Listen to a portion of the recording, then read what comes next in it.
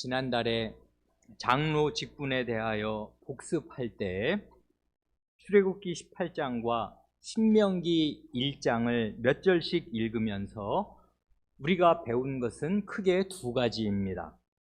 첫째는 지도자의 자격이 무엇인가 하는 것이고요. 둘째는 어떤 방식으로 그런 자격을 갖춘 지도자들을 얻게 되는가 하는 것입니다. 첫째로 지도자의 자격이 무엇인가 할 때 출애굽기 18장과 신명기 1장이 제시하는 조건을 합치면 비교적 온전할 것입니다. 출애굽기 18장 21절에서는 백성 가운데에서 능력 있는 사람을 뽑으라 합니다. 어떤 사람이 능력 있는 사람인가 할 때 그건 세 가지였습니다. 하나님을 두려워하며 진실하며 불의한 이익을 미워하는 사람, 그가 곧 능력이 있는 사람입니다. 그러니 이스라엘 사회에서 재판장이 되는 세 가지 조건을 한마디로 뭉뚱그려서 말한다면은 경건하고 진실한 신앙인격, 바로 그것입니다. 그리고 신명기 1장 13절에서는 각 지파에서 지혜와 지식이 있다고 인정받는 사람들을 선출하라 합니다.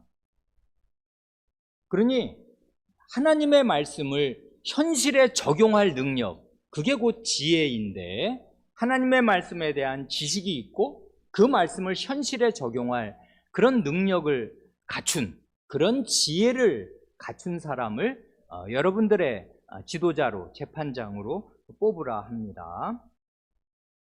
둘째로 어떤 방식으로 그런 자격을 갖춘 지도자를 백성이 얻게 되는가 할 때 천부장, 백부장, 50부장, 10부장 이 사람들을 다 추려내려면 이게 뭐 7만 8천 명이 넘지 않습니까? 60만 중에서 7만 8천 이상 되는 사람을 그 단계에 맞게 골라야 된단 말입니다. 모세가 자기 입맛에 맞는 사람을 백성의 지도자로 임명한 것이 아니라 백성이 곧 회중이 자기들의 지도자로 선출한 사람들을 모세가 받아서 그들을 공식적으로 임명하여 백성의 지도자로 백성에게 돌려준 것입니다. 그래서 이 기브 앤 테이크, 받고 주는 거, 백성에게 이 지도자를, 선출된 지도자를 받아서 공식으로 임명해서 백성에게 주는 이런 선순환이 있는 것 우리가 보았습니다. 이처럼 회중이 장로 후보자를 선출하고 그 뒤에 공식적으로 백성의 장로요, 백성의 재판장, 지도자로 임직되는 것입니다. 이와 같이 모세오경은 성경에서 가장 오래된 책이겠습니다마는 오늘 우리에게 필요한 장로 직분에 대해서도 아주 요긴한 교훈을 잘 가르쳐 줍니다. 오늘 말씀드릴 중요한 사실은 이것입니다. 이렇게 선출된 장로들은 백성의 대표자인 동시에 하나님의 대표자였다, 그것입니다. 즉 장로들이 하나님 앞에 나아가 하나님 앞에 설 때는 백성을 대표하는 백성의 대표자로서 하나님 앞에 서는 것이고요. 장로가 백성들 앞에 설 때는 하나님을 대표하는 하나님의 대표자로서 백성 앞에 서는 것입니다. 이 두 가지 사실이 모두 중요합니다. 첫째로 장로들은 백성의 대표자였습니다. 장로들이 백성의 대표자라는 사실은 구약시대 내내 변함없이 한결같이 유지되었습니다. 즉 대가족을 중심으로 해서 장로가 그저 자연 발생적으로 생겨난 때에도 그 장로들은 백성의 대표였고 모세에 의해서 공식적으로 임명을 받아 정식으로 백성의 지도자가 된 뒤에는 더더욱 두말할 나위도 없이 백성들의 지도자였습니다. 장로가 백성의 대표자라는 사실을 다음 세 가지 사례로 넉넉하게 입증할 수 있습니다. 첫째로 출애굽할 때 말입니다. 맨 처음에 모세와 아론을 구원자로 애굽에 보내실 때 누구에게 보내셨는가 하면 이스라엘 장로들에게 보내셨습니다. 그게 출애굽기 3장 16절 이하에 분명히 명시되어 있지 않습니까? 장로들이 백성의 대표이기에 모세와 아론이 장로들에게 말하면 그것이 곧 온 백성에게 말한 것이 되었습니다. 그때는 다 아시는 대로 애굽의 노예 상태였는데 노예 노릇하던 그 백성들 가운데에서도 자연 발생적으로 각 지파의 장로급에 해당하는 지도적 인사들이 있었고 그 사람들을 모아서 모세와 아론이 말한 것 우리가 보았습니다. 둘째로 하나님께서 출애굽한 온 이스라엘을 시내산 앞에 모으시고서 정식으로 언약을 체결해서 이제 이 백성이 공식적인 하나님 앞에서 하나님의 백성, 하나님의 언약 백성이 되도록 그 중대한 시내산 언약을 체결하실 때 누구를 산 중턱으로 부르셨는가 하면 세 종류의 사람을 부르셨습니다. 온 백성의 중보자로서 모세를 부르시고 그 다음 제사장을 부르셨어요. 제사장이라 하면 아론과 그의 두 아들 있지 않습니까? 그리고 중요하게는 이스라엘의 장로 70인을 이스라엘 백성을 대표하여서 시내산 중턱으로 부르셨어요. 그래서 모세와 아론과 그의 두 아들과 이스라엘 백성의 대표 70인 장로가 그 산 중턱으로 올라가서 하나님 앞에서 그 언약의 식사를 함으로써 그 언약 체결식을 정식으로 한 거란 말입니다. 이게 출애굽기 24장 1절에 명시되어 있습니다.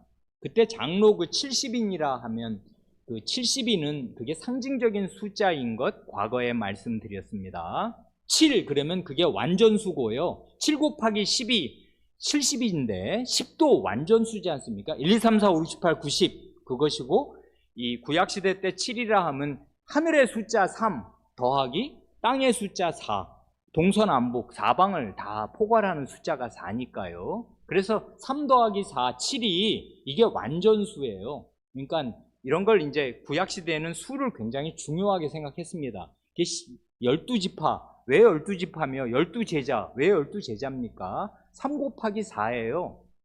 그래, 구약시대에는 이런 걸 하나의 수비학, 그 숫자 할 때 숫자를 쓰고 비밀 할 때 비자를 써서 수비학이라고 하나의 학문 분야로 다룰 만큼 이 수에 대한 관점이 구약시대 사람들은 특별하였습니다. 그래서 숫자를 굉장히 중시하는데 그 70인 장로 하면 그게 온 백성을 대표하는 그런 대표자였단 말입니다. 그래 이런 대표자들을 이제 그 시내산 그 중턱으로 불러 모으셔서 이 사람들하고 언약 체결식을 하신 것이에요. 그래서 이제 그때 언약의 피를 뿌리잖아요. 피 없이 언약이 맺어진 거 아니란 말입니다. 이제 소를 잡고 피를 뿌릴 때 이 70인 장로들에게 뿌렸을 것입니다. 그럼으로써 온 백성에게 피 뿌림을 한 것과 효과가 마찬가지가 된 것입니다. 대표자가 피 뿌림을 받은 거란 말입니다. 셋째로 레위기를 보면요.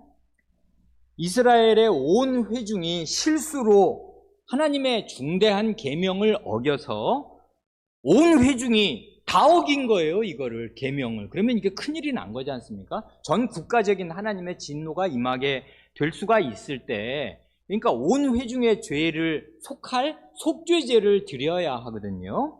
그럴 때 누가 그 속죄제 제물의 머리에 안수하는가 하면 백성의 대표자인 회중의 장로들이 수송아지의 머리에 안수하였습니다. 이건 온 백성의 죄를 속하려고 이제 그 성막에서 혹은 나중에 성전에서 제물을 잡을 때 온 백성의 죄를 대표해야 되니까 가장 비싸고 가장 이제 그 귀한 수송아지를 잡는 것인데요. 수송아지의 그 머리에 그 안수를 해야 이 죄가 그 송아지 제물에게 전가되지 않습니까? 그럴 때 백성의 대표자인 회중의 장로들이 그 송아지의 머리에 안수함으로써 백성의 죄가 송아지에게로 가고, 그래서 온 회중이 하나님의 계명을 어긴 죄를 용서받게 되었더라, 그것입니다. 그런 것이지 이스라엘 모든 남자가 60만도 넘는데 60만 명이 언제 그 송아지 머리 위에다가 안수하냔 말입니다. 그렇게 하는 거 아니란 말입니다. 그러니까 이런 세 가지, 그러니까 구원의 말씀을 전하실 때도 백성의 대표자를 불러서 전하시는 것이고, 정식으로 구원하신 백성과 언약을 체결하실 때도 백성의 대표자를 불러서 언약을 체결하시는 것이고, 그리고 백성이 중대한 죄를 온 백성이 다 지어서 이제 중대한 국가 전체적인 문제가 생겼을 때에도 백성을 대표해서 그 장로들이 그 제물의 머리에 그 안수함으로써 이 죄를 속하게 된다, 그 말입니다. 이런 방식으로 하나님 자신이 이 장로들을 온 백성 전체를 대표하는 사람들로 인정하셔요. 이건 아주 분명한 사실입니다.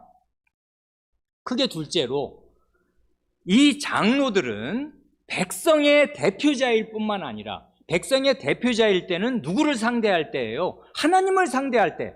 하나님을 상대할 때는 자기 어깨에 70인 같으면 자기 어깨에 10,000명씩이 달려있는 거예요. 60만 명이니까 그렇습니다. 그러니까 하나님께 나아갈 때는 내 뒤에, 내 어깨 위에 온 백성이 있다 하는 의식을 가지고 하나님께 나아가서 백성을 대표하는 것이고, 반대로 이제 하나님 편에서 백성에게 나아올 때는 그 크신 하나님을 대표해서 백성에게로 나오는 것입니다.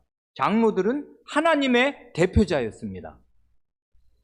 그걸 어떻게 입증하는가 하면 신명기 1장 17절 말씀이 그거잖아요. 재판은 하나님께 속한 것인즉, 재판권과 왕권은 비례하는 것이거든요. 재판장은 하나님이셔요. 그런데 그 이스라엘 사회에서 그 재판을 누가 담당하냐 하면 재판장으로 이 사람들 뽑아놓은 것이거든요. 하나님이 하실 재판을 이 사람들이 하는 것입니다. 그러니 백성이 재판을 받으러 장로들 앞에 올 때는 하나님 앞에 나오는 것이에요. 사람한테 이래라 저래라 무슨 판결을 받는 것이 아니라 하나님께 판결을 받으려고 이 장로 앞에 나오니까, 그때 백성이 상대하는 장로는 하나님의 대표자입니다. 이 사실을 무시하면 그건 아무것도 아닌 것이에요. 그러니까 이걸 명심하여야 하는 것입니다. 장로들이 재판 자리에 앉아서 백성을 재판할 때 그들은 사실상 하나님의 자리에 앉은 것이라고 말할 수 있고, 하나님을 대표해서 판결을 내리는 것입니다. 그래서 시편에 그런 말씀이 있지 않습니까? 하나님의 회라고 말해요. 재판장들의 모임, 그건 혼자 재판하는 게 아니고, 이 재판장들이 쭉 앉아 있으면 그 재판장들의 그 모임, 재판석을 하나님의 회라고 말해요. 그래, 주님도 그 말씀을 이제 인용하셔서 너희들의 재판장을 하나님이라고, 신이라고 성경이 부르는 것도 있는데, 나는 하나님의 아들로서 하늘에서 내려왔는데 왜 하나님의 아들이라고 못하냐? 그렇게 주님이 이제 시편을 인용해서 말씀하셨단 말입니다. 성경도 안 읽냐? 성경을 읽으면 재판장들이 하나님의 자리에 앉은 신들이라고 말하지 않더냐? 이렇게 성경은 자체로 말씀한단 말입니다. 그러니까 말이에요. 하나님 자리에 앉아서 하나님을 대신해서 백성의 죄를 다루고 판결을 내려야 하니까 재판의 판결은 반드시 하나님의 법, 하나님의 말씀을 따라서 이루어져야 하였습니다. 그렇기에 이스라엘 사회에서는 재판 자체가 하나님의 법, 하나님의 말씀을 가르치고 배우는 자리가 되었습니다. 그러려니까 재판을 해야 하는 장로들은 어느 누구보다도 하나님의 말씀을 잘 알고 있어야 마땅하고, 그 말씀을 현실에 적용할 수 있어야 하였습니다. 이 현실에서 어떻게 하는 게 하나님의 뜻대로 하는 거냐 하는 것을 잘 분별할 지혜가 있어야 하였습니다. 이게 굉장히 중요한 지혜예요. 그래서 백성 중에서 지혜와 지식이 있다고 인정받는 사람을 장로로 선출해야만 했어요.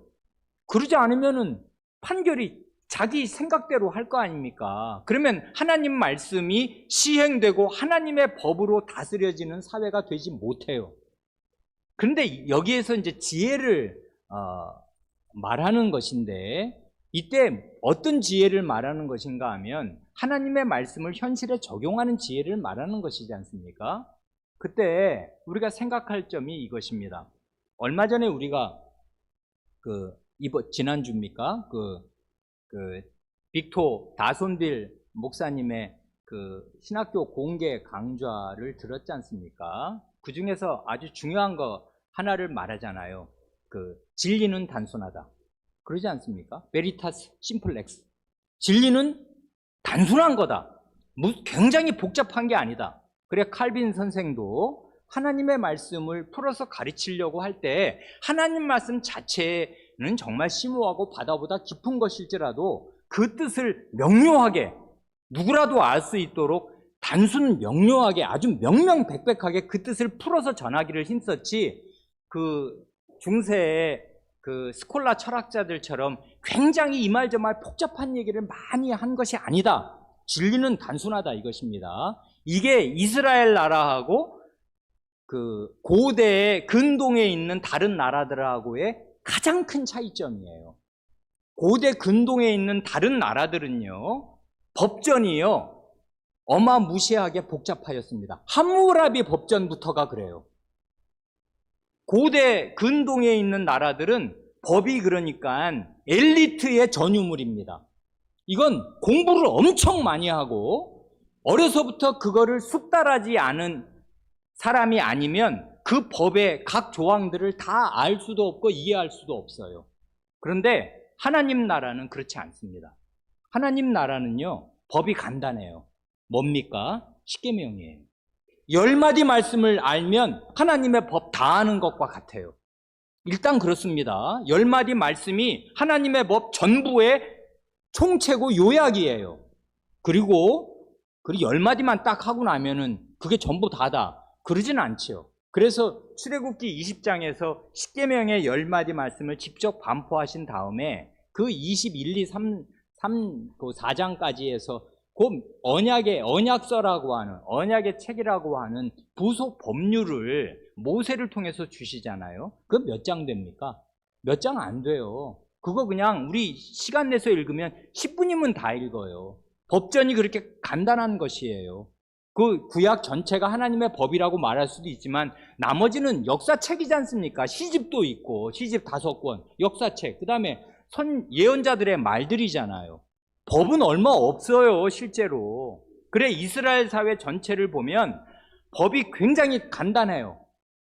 이건 뭘 뜻하냐 하면, 이건 그러니까 동전의 양면과 같은 건데요. 온 백성에게 법이 엘리트만의, 공부 많이 한 사람, 똑똑한 사람, 왕궁에 있는 사람들만의 전유물이 되지 않고 하나님의 백성이라면 하나님의 법을 다 알도록, 나도 안다.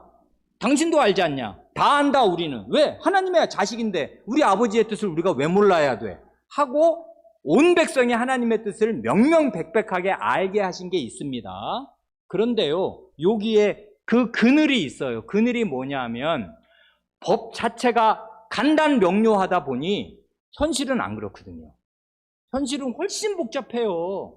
그러다 보니 이 간단한 10마디 말씀을 현실에 적용할 지혜가 대단히 필요한 것이에요. 이때 성신을 의지해야 하고 하나님을 의지해야 하고 마음이 겸비해야 해요. 그리고 하나님 말씀을 묵상해서 그 말씀이 그의 마음을 사로잡고 있어야 해요. 그래야 그 법을 현실에 적용할 지혜를 얻게 되는 것이에요. 이건 지혜예요, 지혜. 지식이 아니에요.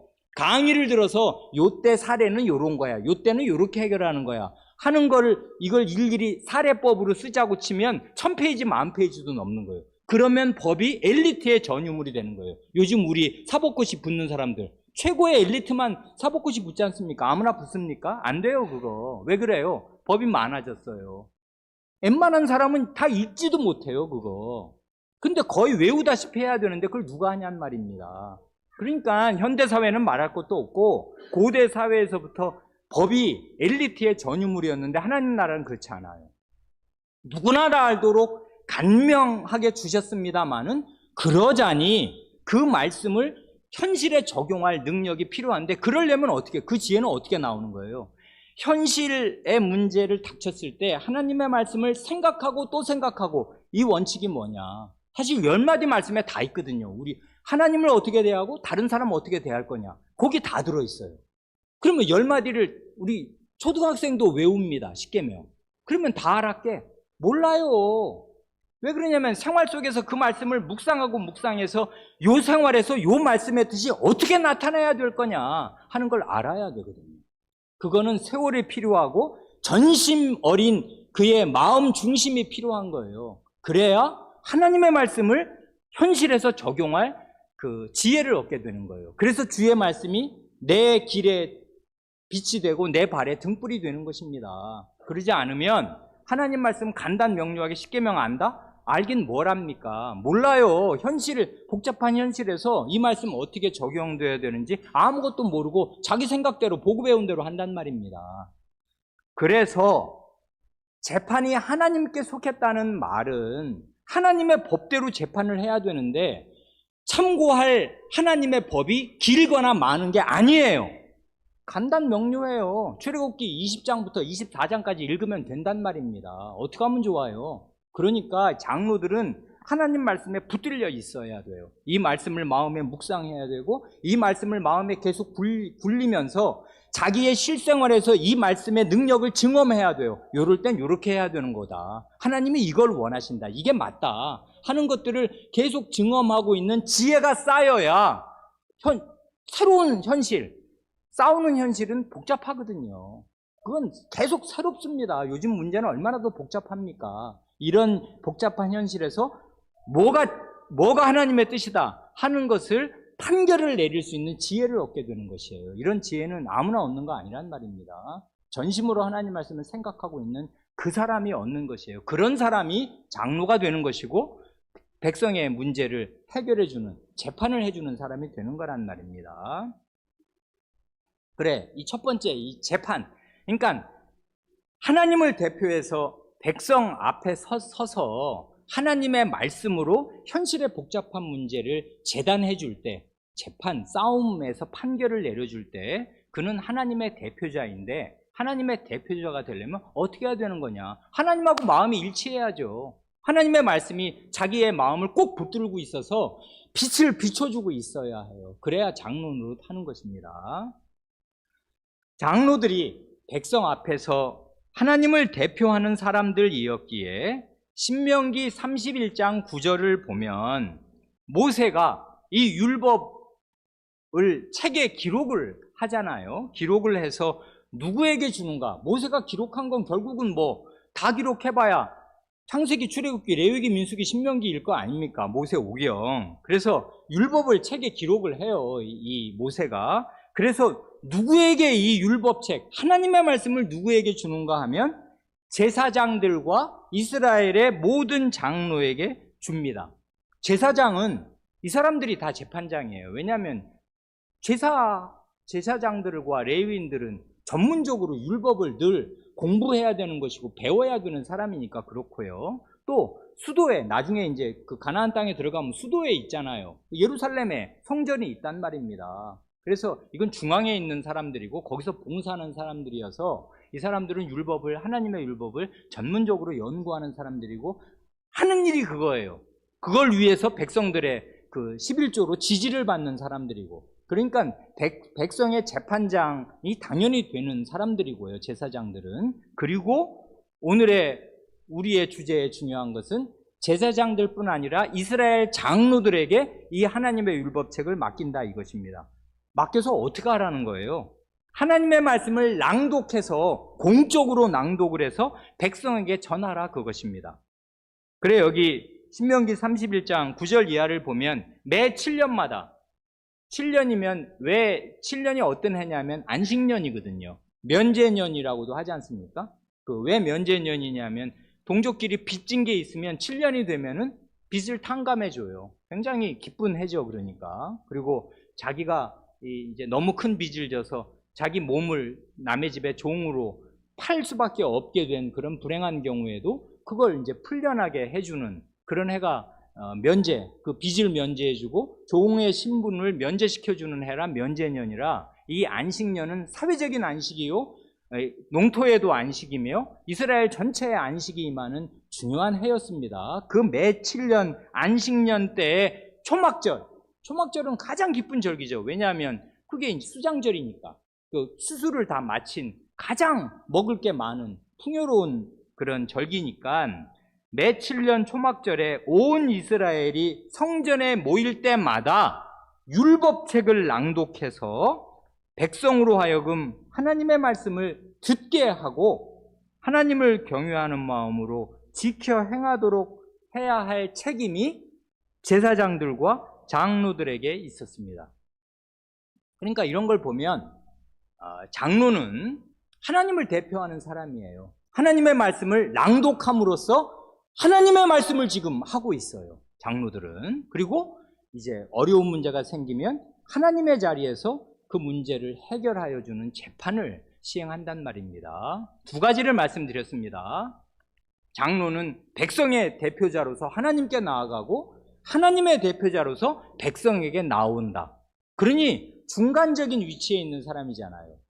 그러니까 장로는 그런 사람입니다. 중요한 사람이죠. 그러니까 이 두 가지 일, 백성을 대표해서 하나님 앞에 서는 일이나 하나님을 대표해서 백성 앞에 서는 일이, 이 모두 큰일이지 않습니까? 따지고 보면 장로들은 별종입니까? 아니에요. 자기들도 죄인이거든요. 본질상 죄인이지 뭐 별게 있어요. 그런데 하나님을 대표한다, 죄인이? 이게 안 되거든요. 그리고 온 백성을 대표해서 하나님께 나아간다? 이것도 어려운 일이죠. 그러니까 이 두 가지 일은 사람의 힘으로 감당할 수 있는 일이 본래 아니었습니다. 그 일의 성격을 보면 그래요. 안 된단 말입니다, 사람의 힘으로 이게. 그래서 무슨 힘으로 이 큰 일들을 감당할 수 있는가 하는 게 오늘 우리가 본문으로 읽은 민수기 11장에 나오지 않습니까?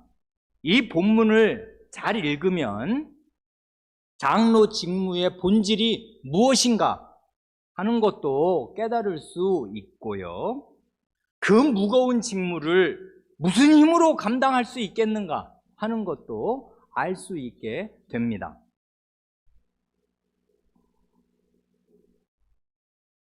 아까 성경을 읽다 보니까 민수기 11장을 1절부터 읽을 걸 그랬다, 그런 생각이 들던데요. 민수기 11장 1절부터 우리가 10절부터 읽었는데 1절부터 9절까지의 내용, 어려운 내용 아닙니다. 많이 읽으셔서 친숙하게 알고 계신 내용이라 믿습니다. 광야 이스라엘 백성의 마음에 탐욕이 가득해져서 고기가 먹고 싶다고 어른들이 징징 웁니다. 고기만이 아니고 생선도 먹고 싶고요, 참외나 수박 같은 과일도 먹고 싶고요, 부추나 파, 마늘 같은 그런 향신료와 양념들도 먹고 싶습니다. 그런데 광야니까, 이건 바닷가가 아니니까 생선이 어디 있으며 수박, 참외는 어디서 나며 부추, 마늘, 파는 또 어디서 재배해서 먹냔 말입니다. 없어요, 이런 게.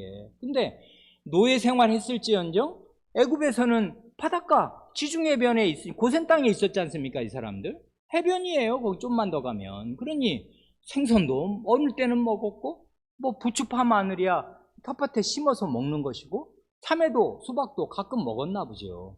그리고 고기가 먹고 싶다 이것입니다. 고기가. 그런데요, 이 백성 지금 굶습니까? 아니거든요. 만나를 먹고 있어요.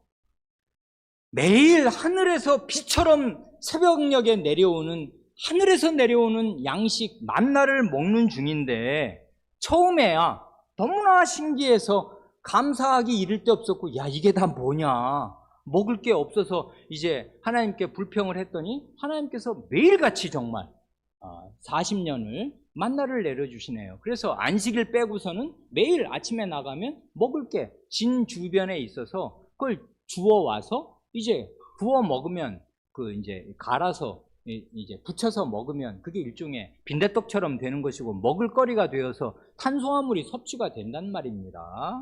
처음에야 신기하고 감사했지만은 그 은혜를 매일 누리다 보니까 이제는 마음이 시큰둥해져서 무뎌진 바람에 감사할 줄을 모르게 되었습니다. 물린다 이것이에요. 전 맛대가리 없는 만나 이제 보기도 싫다 이것입니다. 맛 없어요. 고기가 먹고 싶고 생선이 먹고 싶대요. 그래 사람의 욕심은 참으로 끝이 없습니다. 이런 현실을 잘 모르는 예수님 시대에 오늘 우리 아침에 본 게 그거잖아요. 우리 조상들은 광야에서 만나를 먹었나이다.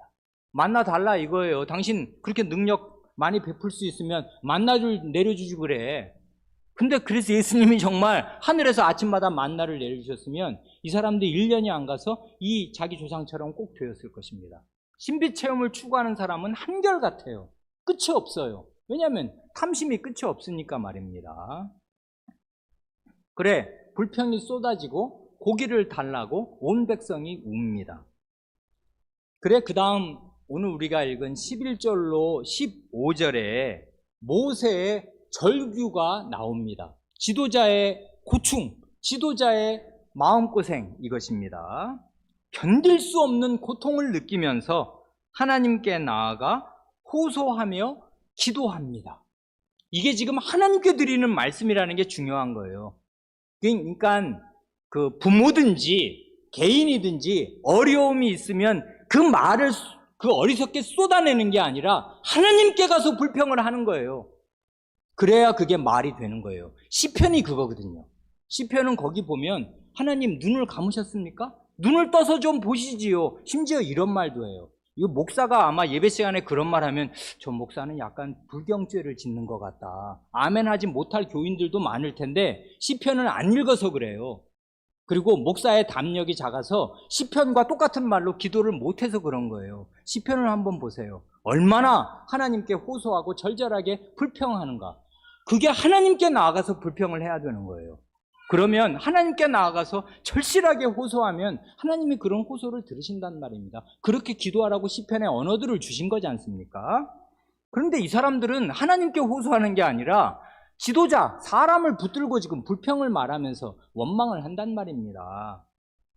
그래 이 구절들을 가만히 읽으면 구구절절 모세가 한 일이 무엇이었는가를 보여주고 동시에 장로가 앞으로 할 일이 무엇인가를 또한 보여줍니다. 모세가 한 일이 뭡니까? 11절을 보면 그러잖아요. 어찌하여 이 모든 백성을 내게 맡기사 나로 그 짐을 지게 하시나이까? 모세가 한 일이 뭡니까? 백성의 짐을 진 것이었습니다. 12절은 더 리얼하지 않습니까? 이 모든 백성을 내가 배웠나이까?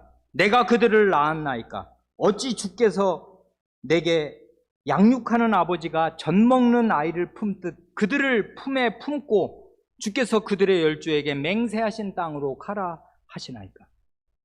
모세가 이제까지 한 일, 앞으로 죽는 날까지 해야 할 일은 철부지 젖먹이를 양육하는 부모의 심정으로 백성을 안고 가는 것이었습니다. 그들을 품에 품고 그들의 열조에게 맹세하신 땅, 그 언약의 목적지까지 가라고 하신 것, 이게 모세가 이제까지 한 일이고 앞으로 해야 할 일이었고 이게 장로가 해야 할 일이었습니다. 한마디로 영적인 부모 노릇을 하는 것입니다. 이게 지도자의 책무예요. 영적인 부모입니다. 14절 책임이 심히 중하여 나 혼자는 이 모든 백성을 칠 수 없나이다 합니다. 백성의 짐을 졌는데 14절을 보면 백성 자체가 짐이었습니다. 그래 이 모든 백성을 질 수 없다 말하지 않습니까? 백성을 지고 가야 되는데 이 온 백성을 무슨 수로 한 사람 제가 지냐 이 말입니다. 백성 자체가 짐이에요. 부모 돼보신 분들은 다 알 것입니다. 자식 자체가 짐이에요. 잘 돼도 어려운데 속을 썩이면 말도 못하게 짐입니다. 크면 클수록 그 짐이 늘어나서 20살이 넘으면 부모 마음이 납덩이가 안 져요. 그걸 부모 돼보신 분들은 다 아실 것입니다. 뱃속에 있을 때가 제일 편합니다. 배 밖으로 나오고 나면 그 다음부터 얘가 커가는 것에 비례해서 부모 마음의 짐과 그 마음의 어려움이 이루 말할 수가 없어요. 신앙적으로 잘 돼도 힘든데 신앙적으로 방황하면 그 마음의 짐이라는 게 한이 없단 말입니다. 자식이 5이면 말입니다. 내 자식이 번듯하고 다 신앙적으로 잘 바르게 하고 있어도 부모 마음에 늘 그늘이 져 있어요. 모든 자식이 다 잘하는 게 아니거든요. 한 자식만 잘 못해도 부모 마음에 얼굴에 그늘이 있어요. 이게 부모란 말입니다.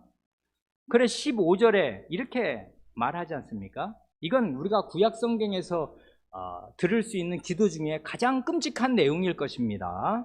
구하옵나니 내게 은혜를 베푸사 즉시 나를 죽여 나로 나의 곤고함을 보지 않게 하옵소서. 뭘 지금 기도하는 거예요? 뭘 달라는 거예요? 죽여달라 그것입니다. 얼마나 힘들면 이러겠습니까? 그래 우리가 수양에 가서 탈진에 대한 하나님의 그 처방이 뭐였나 그걸 우리가 그 엘리야의 그 경우를 보았을 때 엘리야의 기도가 똑같지요. 엘리야가 정말 죽기를 구하지 않습니까? 나를 속히 죽여주십시오 하나님. 나 더 이상은 이 북이스라엘의 백성의 짐을 질 수가 없습니다. 죽여주십시오. 이렇게 기도한단 말입니다. 이게 하신세 한탄이 전혀 아니에요. 이건 기도예요, 기도. 하나님 앞에 나아가서 하나님을 상대로 해서 진심으로 이렇게 말한단 말입니다. 이건 사람을 대해서 이말저말하는 불평, 나 이 백성 때문에 정말 힘들어서 못 해먹겠다 이렇게 말하는 거 아니란 말입니다. 하나님께 나아가서 지금 이 말씀을 드리는 거예요. 근데 그래서 나중에 보면 아시는 대로 이 엘리야가 브엘세바에서 호렙산으로 나아가거든요. 이 사람 지금 제2의 모세인 거예요. 모세와 똑같은 어려움. 죽여달라. 이 백성의 짐을 나 혼자 질 수가 없다. 나 혼자 어떻게 집니까 하나님? 아무도 없는데 나 혼자밖에 안 남았는데 나까지 찾아 죽이려고 하고 내가 이렇게 하나님의 능력으로 이 많은 일을 했는데도 아무 소용이 없으니 살으면 무슨 소용이 있습니까? 완전 탈진. 이게 모세의 심정인데 똑같은 그 모세의 심정을 이 엘리야가 고백하면서 주님께서 주시는 힘으로 그 잠자고 먹고 자고 먹고 해서 그 힘으로 40일 40주야를 가서 호렙산에 이르는 거거든요. 제2의 모세였단 말입니다. 엘리야가. 그러니까 모세가 지금 백성의 마음 안에 가득한 그 죄악과 불신의 정체를 꿰뚫어 보면서 그것을 다 자기가 져야 할 짐으로 알고 묵묵히 지고 가는 일이 얼마나 곤고하고 힘들었는지 차라리 죽는 게 훨씬 낫겠다 싶어서 죽여달라고 기도한다 그 말입니다. 그러니 참된 지도자인가 참된 지도자가 아닌가를 아는 방법은 이거예요. 그 사람이 하나님께 나아가서 불평을 하는가 다른 사람 붙들고 하소연하는가 그걸 보면 아는 것이에요. 참된 지도자는 부모는 다른 사람에게 하소연하는 사람 아닙니다. 내 새끼인데 내가 나와서 내 뱃속으로 나왔는데 저렇게 속을 새기니 저게 다 누굴 닮았나. 말은 그렇게 하지만 닮긴 누굴 닮아요. 부모 닮아서 그런 거지. 안 그래요? 그러니까 부모는 다른 사람에게 책임을 전가하는 사람 아니란 말입니다. 다 내 책임이에요. 자식의 책임은. 그러니 진정한 백성의 지도자는 백성의 부모인 것이고 그 모든 짐들이 자기 속에 있어요. 터질 것 같단 말입니다. 마음이 짐으로. 오죽하면 이런 말을 하냔 말입니다. 하나님의 해결책이 16, 17절에 나옵니다. 뭡니까? 장로 70명, 여기서 장로가 나오는 거잖아요. 장로 70명에게 성신을 부어주셔서 모세와 함께 그 짐을 나누어지도록 하신 것. 이게 하나님의 해결책이었습니다. 그래 거기 16, 17절이 그것입니다. 여호와께서 모세에게 이르시되 이스라엘 노인 중에 내가 알기로 백성의 장로와 지도자가 될 만한 자 70명을 모아 내게 데리고 와 회막에 이르러 거기서 너와 함께 서게 하라. 내가 강림하여 거기서 너와 말하고 내게 임한 영을 그들에게도 임하게 하리니 그들이 너와 함께 백성의 짐을 담당하고 너 혼자 담당하지 아니하리라. 이 하나님의 말씀을 가만히 들으면 모세도 이제까지 자기 힘으로 백성의 짐을 진 것이 아니었습니다. 자기 힘으로 백성을 인도해 온 것이 아니었어요. 누구의 힘으로 그걸 한 거였어요? 성신께서 모세와 함께 하셔서 성신의 능력으로 백성을 인도하고 백성의 짐을 져온 것입니다. 그러나 모세처럼 그토록 위대한 인물이어도 심지어 성신께서 그와 함께 하셨어도 힘든 것은 힘든 것입니다. 백성의 죄악과 불신이 워낙 크고 깊다 보니 그런 백성의 수가 워낙 많다 보니 모세 혼자서는 도무지 백성을 다 치고 갈 수가 없었습니다. 자기 자식 또 부모로서 그 죄가 해결이 안 되는데 남의 집 자식, 옆집 자식, 온 백성 무슨 수로 그 죄짐을 자기가 지냔 말입니다. 그래, 무엇으로 장로의 직무를 감당하는가 할 때 우리가 아까 앞에서 살펴본 신명기 1장 13절을 따르면 하나님의 말씀에서 나오는 지혜가 있어야 하고요. 하나님 말씀을 현실에 적용하는 지혜, 능력, 그게 있어야 하고 민수기 11장을 따르면 온전히 성신 하나님을 의지해서 성신께서 주시는 힘으로 장로의 직무를 담당하는 것입니다. 이건 존경받는 일이 아니에요. 부모도 해보세요. 부모가 무슨 대단히 존경을 받나? 매일 그 짐을 지는 것입니다. 자식의 몸무게를 자기 어깨로, 자기 등으로 지는 것이에요. 평생을. 그게 부모잖아요. 그래, 결국은 신명기 1장과 민수기 11장을 합쳐보면 말씀과 성신이에요. 하나님의 말씀을 깨닫는 그 지혜가 있어야 하고 성신의 능력을 의지해서 말씀과 성신, 성신과 말씀으로 자기에게 맡겨진 사람, 자기에게 주어진 사람을 안고 가는 것입니다. 그리고 적절한 때에 하나님 말씀을 가르쳐주고. 그러니 우리는 하나님의 말씀에서 장로가 누구냐? 백성의 부모다.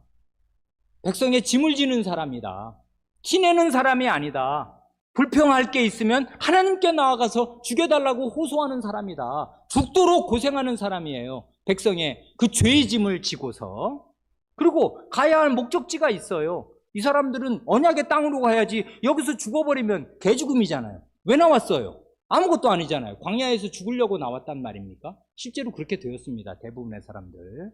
그러나 하나님 그거 하려고 애굽에서 이끌어내신 거 아니거든요. 목적지가 있어요. 우리에게도 목적지가 있지 않습니까? 영원한 생명이 꽃피는 그 나라, 하나님 나라에 들어가야 하고 하나님 나라의 일단을 우리의 공동체에서 보여주어야 돼요. 증시해야 돼요. 우리 아이들을 그 속에서 길러야 하고 이 맛없는 세상, 빛없는 세상에 하나님 나라는 이런 빛나는 세상이다, 빛나는 공동체다 하는 걸 보여주어야 해요.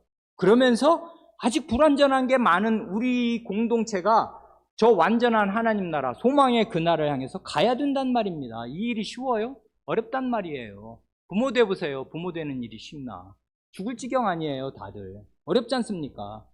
그런데 이게 우리에게 맡기신 일이고 거룩한 하나님 나라의 일입니다. 안 그래요?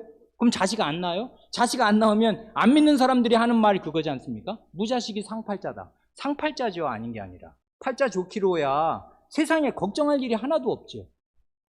그러면 지구가요, 무자식이 상팔자가 그게 진리라 그러면은 다음 세대 지구는 끝나는 거지 않습니까? 아무도 안 낳아. 그러면 이제 이 현존 인구 120년 뒤에는 한 사람도 안 낳는 거죠. 안 그래요? 그렇게 되는 거 아니란 말입니다. 그렇게 하면 안 돼요. 자식을 낳아야 해요. 부모 노릇해야 해요. 그리고 하나님의 공동체가 이 땅에 있어야 해요. 그럴 때 이 하나님의 공동체 회중의 짐을 자기의 짐으로 떠안을 만한 사람들이 우리 가운데 나와야 해요. 부모가 있어야 한단 말입니다. 부모 없으면 어떻게 돼요? 고아죠, 다. 고아. 고아 아니면 이런 사회, 모세 혼자 그 모든 짐을 다 지는, 질 수가 없어서 나중에 죽여달라고 하는 그런 사회가 되는 것입니다. 장로가 나와야 해요.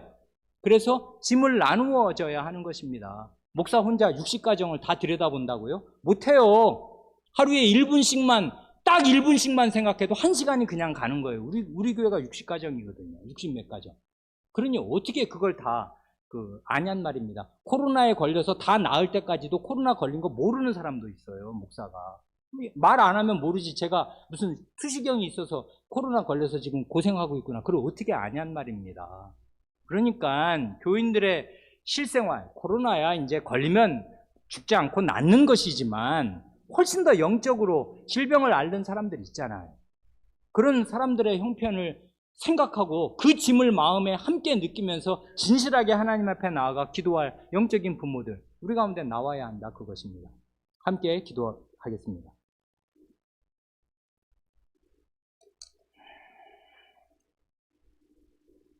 하나님 아버지, 이스라엘 사회에 장로가 꼭 필요하였던 것이 모세와 같이 그런 역사 가운데 몇 손가락 안에 꼽힐 그런 큰 그릇이라도 그 많은 사람들의 짐을 혼자서는 아무리 하여도 지려야 질 수가 없었고, 그 자신조차 죄인이어서 그 백성의 모든 죄짐을 자기 어깨에 다 질 수가 없었으므로 백성이 탐욕에 가득하여 모세 앞에 나와 울며 고기를 주워 먹게 하라 하였을 때 그는 어찌할 수가 없었고, 그 마음속에 가득한 탐욕을 어떻게 해결해 줄 도리가 없어서 하나님 앞에 나와 차라리 죽여달라 호소할 수밖에 없었사옵니다.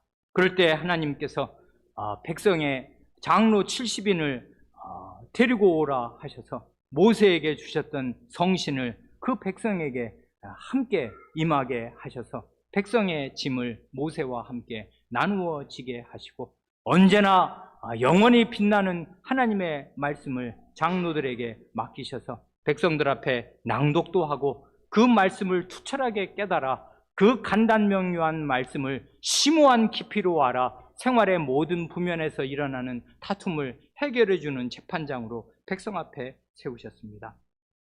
주님, 저희의 공동체가 60여 가정이 있사온데 목사 혼자 이 많은 가정들을 다 주밀하게 살필 재주가 없사오며 목사 혼자 아무것도 이 짐을 다 질 수가 없사오니 이 짐을 함께 나누어질 우리 회중의 지도자, 회중의 영적인 부모 노릇할 그런 그릇들을 주님께서 세워주시고 그런 거룩한 자기희생적 사랑을 품고서 하나님 앞에 나아가 진실하게 기도하며 하나님의 말씀을 생활 가운데 부단히 적용하여서 하나님 말씀의 능력과 살아있음을 생생하게 깨닫는 그런 참된 하나님의 백성, 예수 그리스도의 제자들이 저희 속에 점점 더 많아지게 하여 주시기를 구합니다. 특별히 젊은 사람들에게 은혜를 베풀어 주셔서 젊었을 때부터 자기 생활의 모든 부면에서 하나님 말씀을 적용하여 아는 지혜와 지식에서 부지런히 자랄 수 있게 하여 주시고, 그러므로 그들이 중년이 되었을 때에는 다 장로가 될 만한 그릇들로 성장할 수 있게 하여 주시기를 구합니다.